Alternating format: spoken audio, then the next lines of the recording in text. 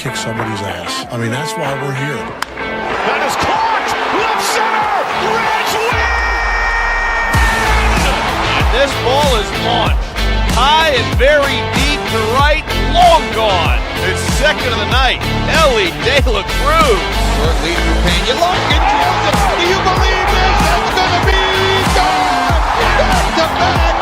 Walk-off home runs! How about this? He's back! He's back! He's back! And a swing and a drive! Deep left field! This one belongs to the Reds! Swung on and hit deep to left field. That ball is going to be gone! Home run! And the Reds put it 5-4! Goes to second one. Around to first. Got a double play.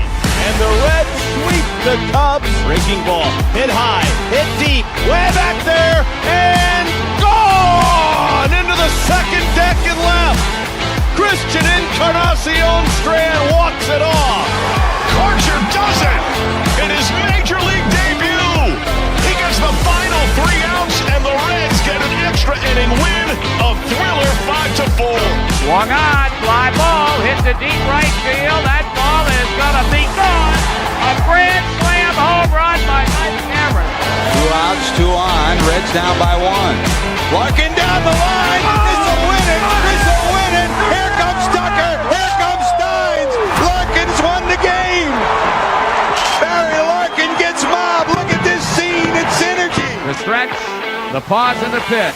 And a line drive, base hit left center field. A single for Aaron Boone.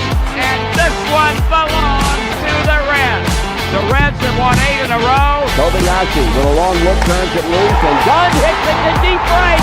It's all over. And this one belongs to the Reds. The Reds have won their 5th game in a row. They've defeated the Cleveland Indians on an Adam Dunn 3-run home run, 4-2. In on the corners at first and third. 2 on, nobody out. Here's Royce Ring pitching, no bunt. Ground ball by the third baseman into left field. Jay Bruce rounds third. This one belongs to the Reds. That's it pretty good. Guess what? He doesn't need speed. That's gone. He's the king of the Queen City tonight. With 1 out here in the 11th inning, you sure got to go now. 1 out, pull down the left field line. That ball is going to get the winning run in. Here comes Jay Bruce rounding third, heading toward the plate. And this one belongs to the Reds. Huge situation for Votto. Why you pay him the big bucks to deliver the goods with 2 outs in the 9th inning? Can he do it? In the gap, right center field, and Votto delivers the goods. Hit deep center field. And field going back at the warning track. Oh, he gets one. It's gone. Joey Votto is delivered. Hello and welcome back to the Reds pregame show. It's been a very busy day, a wild day on the news wire. Big things come in threes. We already have 2 down. Taylor Swift and Travis Kelce are engaged. Cracker Barrel has switched back to their old logo. And the Reds are going to win tonight behind what, Sam? Maybe a perfect game from Nick Martinez, a no-hitter, a 4 home run game from Miguel Andujar or Noelvi Marte. Something big's going to happen tonight. We called for it last night just to keep up our, keep the optimism flowing. Sam, how are you?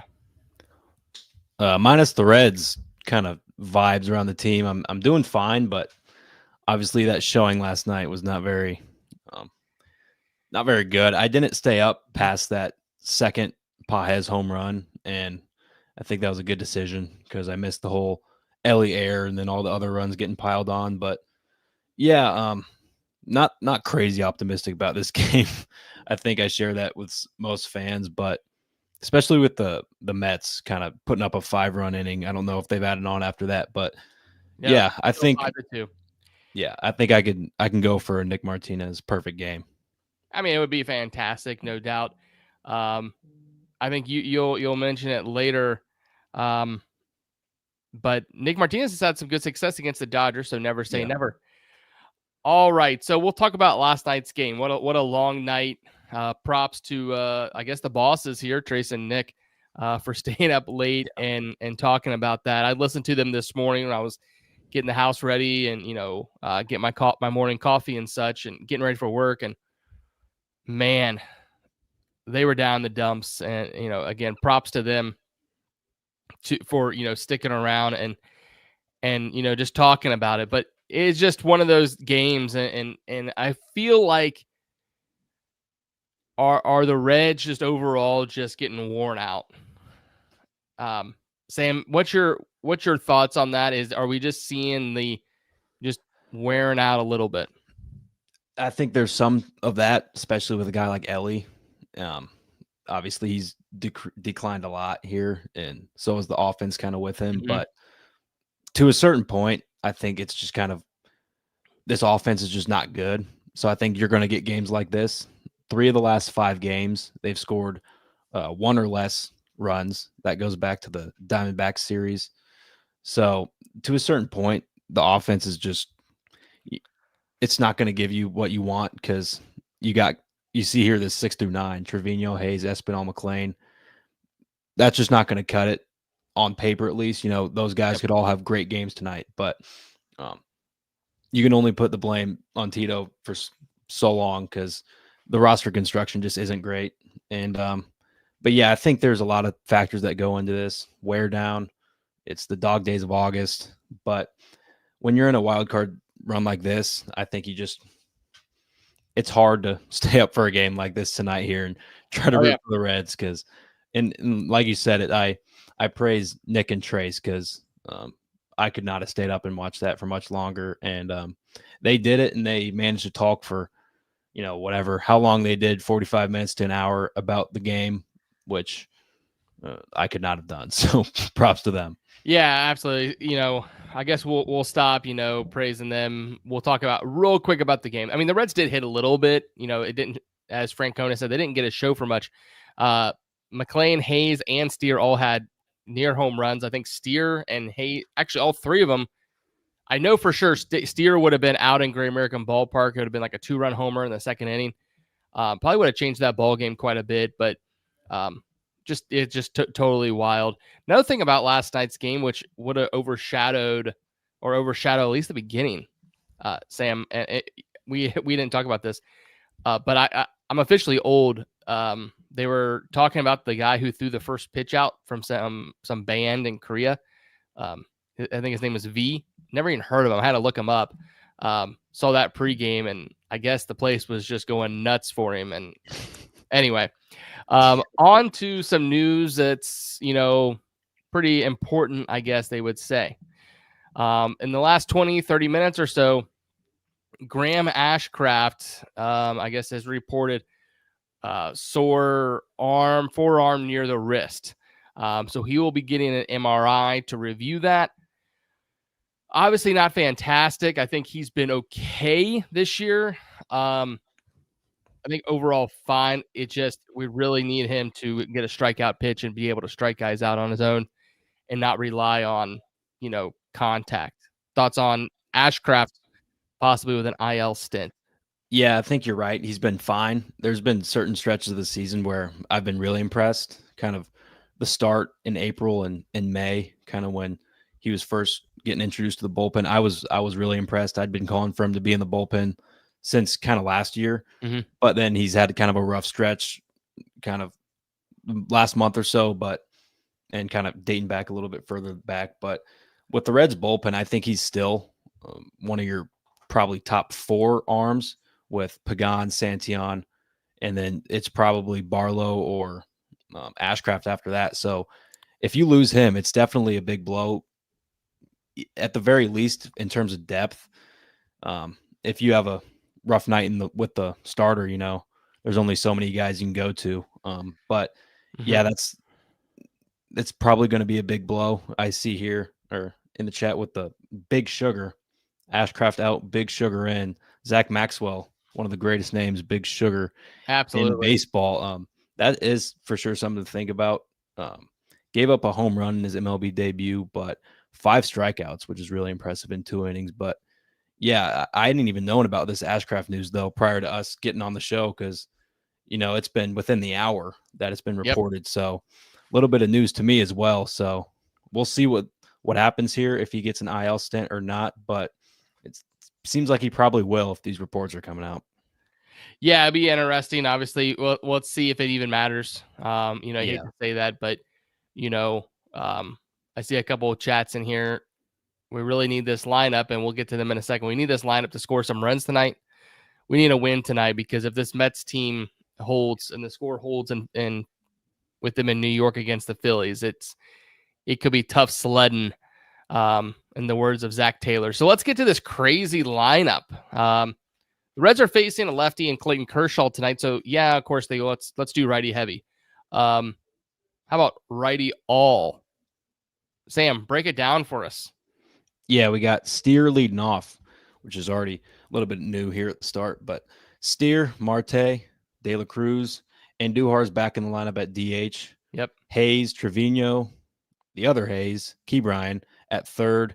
Espinal in right field, known right fielder Santiago Espinal, and then Matt McLain at second. So definitely a right-handed heavy lineup here.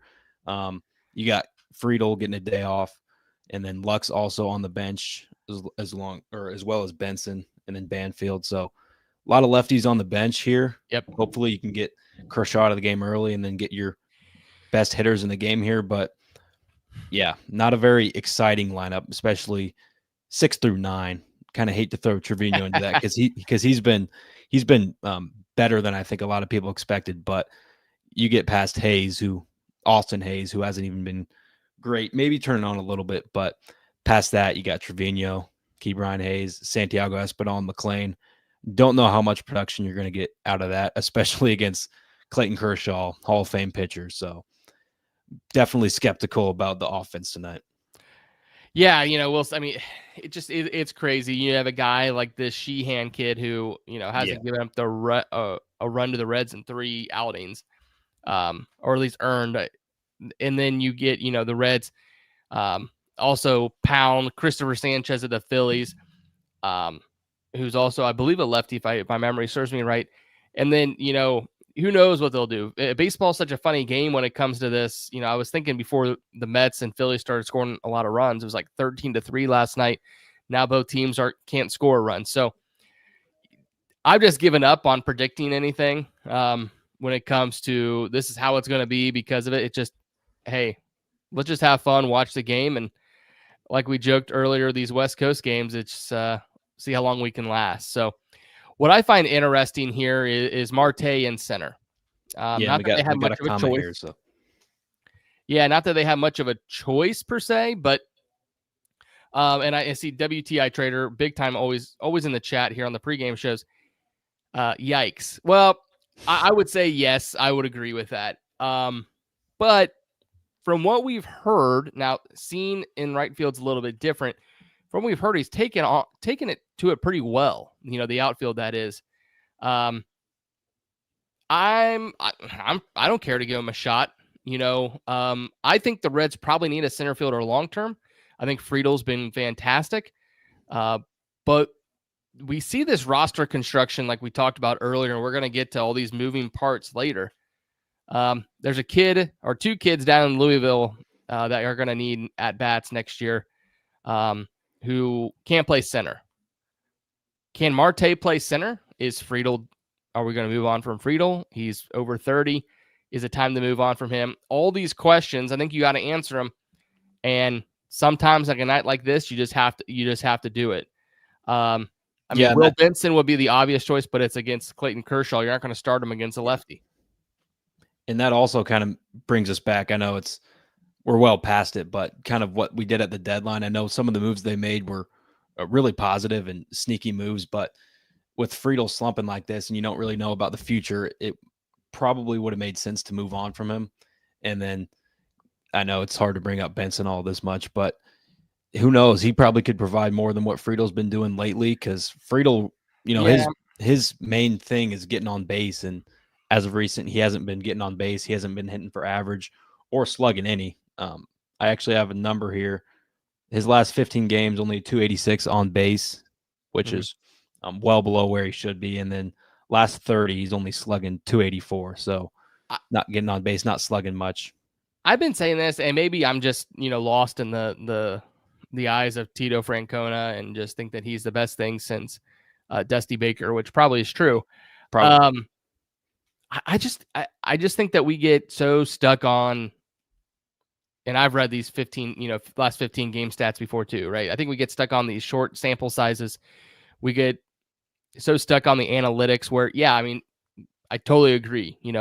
I'm not going to have a glue guy per se hit, 200 or, 220, but sometimes these guys are more important to the team. And quite frankly, if the Reds are looking to move on from Friedel because he's going to slow down, there's not many teams out there that are, going to fall for that bait. We already found one in Kansas City for our old second baseman. Not sure how many more is out there. So not to say that Friedel can't get dealt, but we'll see where that goes. I'm not too afraid of seeing Marte in center. I think it's a fun concept, just to see where he stands. So, but like you mentioned, let's get Kershaw out of the game. Let's get some lefties in the lineup so we can get Espinal out of right. And we do have breaking news: the Phillies have scored, so now it's 3-5 ball game. It's if you can gain a game today, that's obviously the biggest thing you can do in the standings. But I mean, I would take that. I would take that over a Nick Martinez perfect game, to be honest with you. Yeah, I agree. If we can get Cracker Barrel, old logo, Swift Kelsey engagement, and a Reds 1.5 games back, I think we're cooking. So I'm pretty excited with that. So like we mentioned, we have Martinez tonight, and you can see it there on the lineup. He's one of those guys, I mentioned it last night with Singer. Reminds me of Arroyo. It's, it's like almost every other game. You really don't know who you're getting. But yeah, Sam, tell the people Nick Martinez's stats against the Dodgers. He's been fantastic. Yeah, he's been really good against the Dodgers. Obviously, used to be with the San Diego Padres and majority out of the bullpen, which is most of his appearances against the Dodgers. But in 12 appearances, he's 4-1 with a 1.76 ERA. I think out of those 12, only 2 starts, and he'll be making his third tonight. But those numbers are obviously really, really solid against a Dodgers team throughout that span of those 12 appearances has been a top 3 offense probably throughout that. So for a guy like Nick Martinez to really dominate that lineup it's really an impressive stat. And I think if he can repeat anything close to that, maybe not a perfect game like you called for earlier in the show, you never know. But if he can give us some solid innings, obviously that's what you want out of Martinez. And then with that that report about Ashcraft, you're probably down, a bullpen arm today. So it'd be huge for us to get depth out of him. But yeah, I'm looking for a solid outing out of Nick Martinez here. His last time out was actually don't have that up here, last time out, 6 innings pitched, 2 hits and 1 earned runs. That was in the Angels series. But despite his solid efforts, they lose that game because you need offense to score to win a baseball game, which the Reds only scored 1 run that game, and it was a 2-1 loss. But yeah, he's been solid this past month or so, and I expect him to repeat that against the Dodgers here. Yeah, I mean, it would be huge, like you said, at minimum, just to save the bullpen. But, really what we need tonight is at minimum a win to say 2.5 out. And if the Phillies can pull it off, that would be even better. So let's talk about the next few days here. We'll do a little plug here, and then we'll remind everybody who jumps in later. Sam and I, you and I should go on a trip because we're going to be off next week because it's the Smoke Justice night down at Smoke Justice across the river, 4:30 to 6:30. That'll take the place of this show next Tuesday. But the Reds could look a little different next Tuesday. We know all about the September call-ups. The Reds will get 2 players. One will be a pitcher. We know that. Another one will be a position player based on the rules put out forth by Major League Baseball.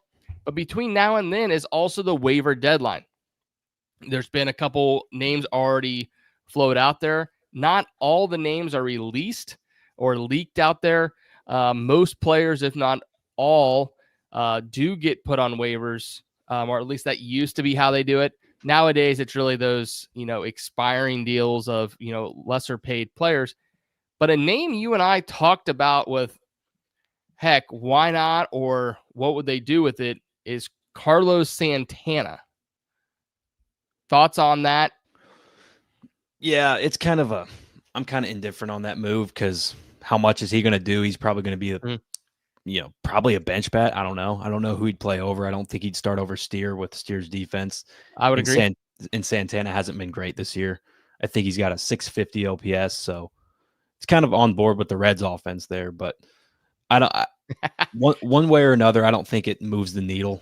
You're going to have to make a move to send a guy down, and I think by then, hopefully Sal's on the team, so you'd think maybe an Espinal DFA for Sal, and then would you have to send down McLean for Santana? I don't know, but and you did mention the call up, so yeah, I don't know. Really interesting. Go ahead. It's gonna be really interesting over the next week of how they do this. This team isn't good. The offense isn't great. We know that, but it's just what piece do we pull out? Is there an obvious piece they pick up for a Santana style guy? I'm not pushing for that, but could you see where, hey, I know Santana's a switch hitter and obviously mostly lefty there. So that wouldn't replace Andujar, but if Andujar gets injured or if someone gets injured between now and then, do they put a waiver claim in? I seriously doubt it. I was pushing a lot for a waiver pickup. I think those are going to be a bullpen arm more than anything. Andrew Heaney, starter, would be interesting. Maybe push him to the bullpen, or do you push Littell to the bullpen with Martinez? Interesting thoughts. I think they need another pitcher as a waiver pickup. Everyone is speculating that Sal will be called up by Friday. Again, that's the one I just don't get. I'm on team optimistic John. Espinal stays. Espinal's going to stay until the end of the year. The Reds aren't going to give up on him now. It's maybe we want it. Maybe it's the obvious move. They're just not going to do it. It's the proof is in the pudding that we can see it in the tea leaves. So do you see them sending down McLean for Sal in a move? I don't think Sal gets called up till September 1st. And okay, I see. And I just. So would that make him postseason ineligible? If it's the old rules, and I believe the current rules say that they get a replacement if there's an injury. I'm saying that there will be an injury if they make the playoffs, an injury between September 1st and the end of the season. That's my speculation. Now, I'm not saying that's what I would do. I just don't see where there's a spot to send someone down unless, and it really wouldn't make sense, they send down, I just don't see Sam how they send down a position player. I don't think there's an obvious move, and I just don't believe that they're going to send down McLean. Could you do it where you send down or you DL Ashcraft, you bring up Sal Friday, you're a pitcher down, but you're off Thursday, and then Monday you bring up two relievers as your September call-ups? Possibly. I just don't see where there's a spot where they're going to send a guy down to really send them down for the rest of the year, because if you look at it this way, CES isn't coming back up, Hines isn't coming back up, and then he's not even really talked about, but Hector Rodriguez isn't coming up either. Yeah. So it just the choices aren't there, and there's not a puzzle piece just to pull out and place. It's just not an obvious move to me. Yeah, and to a certain point, I don't really care who they send down, because if they're getting sent down, they're not providing for this team enough, and you're getting a guy like Sal up. I just want to see Sal Stewart on the Reds, because I believe he would be one of the, at worst, 5 best hitters in the lineup. I'm much higher on him than that. I think you can stick him in really anywhere in the lineup and he's going to provide. But I think you just got to get this guy up because, he hits another home run tonight as well as Hector Rodriguez, who you just mentioned, who we probably won't see, but both of those young guys have been swinging it like crazy. Sal's up to 10 home runs in AAA in 30-some games, so just get him up. Get him up before the postseason deadline. Who knows if we're even going to make the postseason? But it doesn't. 2.5 games out right now, and the Mets with the lead. Who knows? With all that said, though, I would have brought him up last week. Right. It's more of just what you think the front office will do. And correct. They've kind of proven that, they like to play things a little bit conservatively with the young guys. Well, and it's also what's interesting is, and this one I heard from Bryce Spalding a month ago on X.com was if they believe he's going to open with the team next year, which I believe that he will. If you have to wait to bring him up to still be eligible for the special rookie draft compensation if he were to win an award until September 1st, and you're still able to sneak him into the playoff roster because of an injury, 100% he won't be called up until Monday, Labor Day. Like you can't convince me that they call him up for St. Louis. And I don't fully know all the rules and that go into that. I'm just not tuned in with that. And if that's the case, then that'd be best case scenario. And sure, for those who aren't familiar with it, we have a few minutes. I'll explain it. If you remember, the Nick Senzel, they're not calling him up because of all the contracts, and even Ellie and McClain, they waited until later in the year so they would, get past all the deadlines. A part of the new CBA is if a rookie starts the season with their team and he wins an award, I believe it's or top 2 or 3, he gets compensation for that team, a draft pick, a first round pick, comp round pick or whatever. It's a high draft pick. You get more money for that. It's important for teams like the Reds. Whether fans want to acknowledge that or not, I think that's at play here, and only time will tell. Yeah. The Reds haven't really been in this situation much where the fans probably don't know all the rules with postseason eligibility and all that because, they've been struggling the past 25 years or so. So uncharted territory, and hopefully they can get over the hump and pass the Mets, but you never know. Still 5-3 in that game, which we'll be watching closely. But so, and the Padres lost last night, so don't lose hope out on that. The Padres did lose. I've kind of already lost hope on that. I don't know if that's just the pessimism in me, but I don't know. I can't get myself to think we can catch the Padres. Here's my 2 cents, guys, and if you were here last night, you heard it. I just think if the Reds just get home, win a few series here. I mean, it's we'll run through it here. St. Louis, Toronto, New York, then back. So that's the big series, right? We've been talking about it. And Toronto is the best team in the American League. So that's great. They're coming here. San Diego for 3, out to Sacramento for the Athletics, and then St. Louis in St. Louis. And then it's the final homestand, Chicago, Pittsburgh, and then to Milwaukee. If you want my opinion, I think the season's decided on September 11th. That's after Toronto, New York, and San Diego. Is that when they go back out west?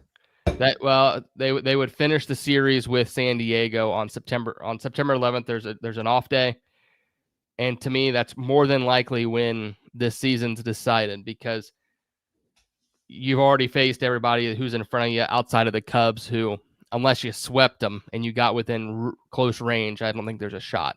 So really, heck, Sam, we got 2 more weeks of the season. Yeah, and starts tonight with facing Clayton Kershaw here, and then Ohtani tomorrow. So, I'm not.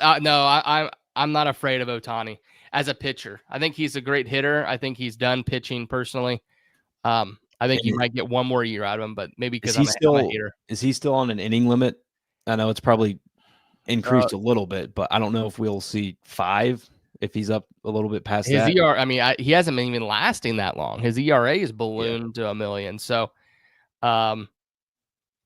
you know, I hate to say I told you so. I think obviously crazy contract, all that garbage of the $2 million a year with all the pushback. I hate it. But I never thought his pitching was going to hold up just because of so many arm injuries and such. So, hey, if you guys have any questions in the chat, I think Sam and I got like 5 more minutes in them. Thanks, Harris. I'm 100% right about something. Not many people tell me that. Let's see. Any other questions? Obviously, we got time here. 5-6 minutes. We'll see how it runs. I got a little question about Ellie here. Yeah. That we hit me. Didn't get a chance to get, but do you think a day off or two, kind of like what the Cubs did with Kyle Tucker, will do good? Because he's probably run down. And I do want to say, since Kyle Tucker has been benched, I think he's played 4 games and he's got 3 home runs in those 4 games. So whatever Craig Counsell did with him, it worked. And if you can get that same kind of magic out of Ellie, I think that would be a huge spark. Yeah, absolutely. I think it's been a rough. It's been a rough month. He desperately needs a day off. And with baseball, I just don't know what that does. Because you're still there. Yeah. Is it just a mental break? Is it just okay? I can just relax and not worry about, game planning for Kershaw, game planning for the pitcher. So, but he's an interesting guy, and that's the thing with a manager.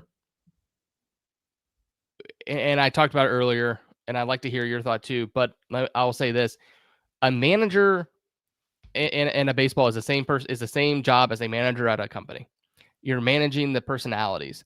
And this is something that Ellie said he wanted to do.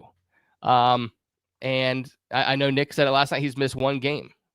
Actually, that's not true, because the game that he was off for his sister's funeral turned into a suspended game, and he got into that game. So he's played in every single game this year. It just, I don't know if a DH would help or what, but again, I think we talked about last night. Who else could play short? So let's hear your thoughts. And it's not like if you sit him, it's not like the injury, the quad injury is going to heal in 2 days like that. I think it'd be more of a take a step back, sit in the dugout, take some swings off, just see kind of the game being played out as more of a mental thing. But I don't think, like you said, he's played in every game. I don't think he's going to allow that. He's going to bug Tito until he puts him back into that lineup. And I think that's probably why because this would be a game that would make sense for a day off against a lefty, or at least coming off the bench against Kershaw. But yeah, I don't know if it'd be good for him. It worked for Kyle Tucker, a lot different player than Ellie, and the Cubs are a lot better offense, so they can kind of afford to sit a guy like that. And Ellie's been, minus Marte, although it's a down season, best hitter for the Reds probably throughout, most at-bats, most games played, a lot of errors at short, but he's still been most valuable player offensively, possibly, because he just played more games than Marte. Mm-hmm. So I don't know. I don't know if an off day will work. I probably don't think he'll get one, just because he's going to try to play every game. He's going to try to play all 162. But let's just hope it's 1 month, and then he kind of turns it back on in September, or even now, late August, because we definitely going to need him at short. I mean, yeah. And this is what's just crazy about sports, is we're 1 Ellie quad injury away from what? 4 wins, 5 more wins. And I say that somewhat tongue in cheek, but it's also true.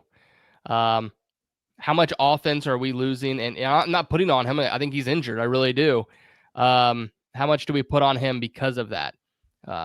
But honestly, I think we're getting to the point I mentioned before. I think everyone's getting tired, especially on this kind of road trip of LA, Arizona, LA, and we're just, I wouldn't say playing the string out, but it's a tough game Let's see what happens when they get home for these, 9 games starting this weekend, and see what happens. I mean, you just never know.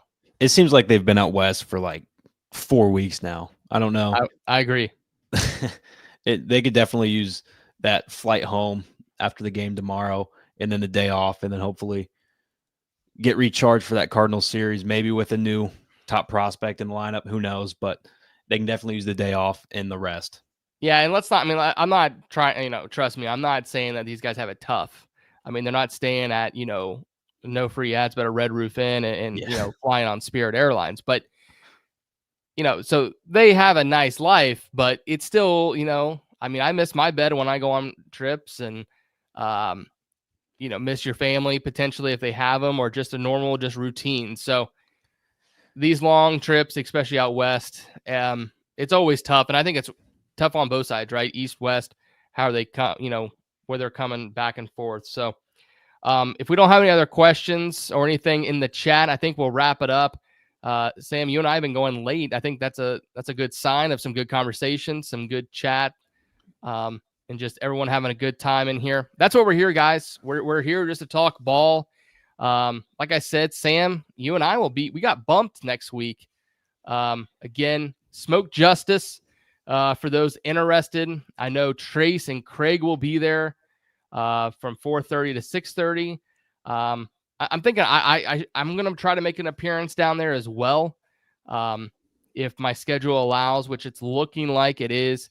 So I'm excited to meet anyone down there who's going to come by. And I've heard great things about the food down there, so I'm interested in trying that out. Sam, any last final comments before we sign off tonight? No, back-to-back late night shows. Don't know how much of the game I'm going to catch tonight. I'm going to try to catch all of it, but it gets late here on the West Coast games. But it fun. Everyone getting back into the swing of things in school. Yeah. I don't know who's all in the chat, whether you have kids, whether you're in college, high school, or just wake up early for work. But I feel like once school starts for everybody, it's like, wait, we can't stay up for these games anymore. Yeah. But if this was in June, Sam, you would have been up, till 1, 2 o'clock in the morning. Yeah, so, and I would have tuned into the post-game show. I would have seen all that too. Yeah. So you would have been on the post-game show with get Nick and Trace. So yeah, got to get up a little earlier. But yeah, we'll be rooting for the Reds tonight, rooting for the Phillies as well, hoping for a Nick Castellanos miracle here, or anybody. And that would fit. That would fit a Cracker Barrel logo change. There you go. And I'd love to see it. More importantly, I'd love to see the Reds win here tonight. But before we watch that, everyone go ahead and like the stream, and then obviously tune into the post-game show after that, like all that stuff. But yeah, that's all I got here tonight. Alex, thank you for joining on. It's been fun talking. Like you said, we're just here to talk ball, and that's what we're going to do. But going to watch Nick Martinez, possible perfect game here, like you've thrown out. But hey, we're just throwing out good vibes. And in the words of Gino Suarez, and I'll leave it out the show at this: good vibes only on the Tuesday Night Red Show. Sam, go Reds. Go Reds.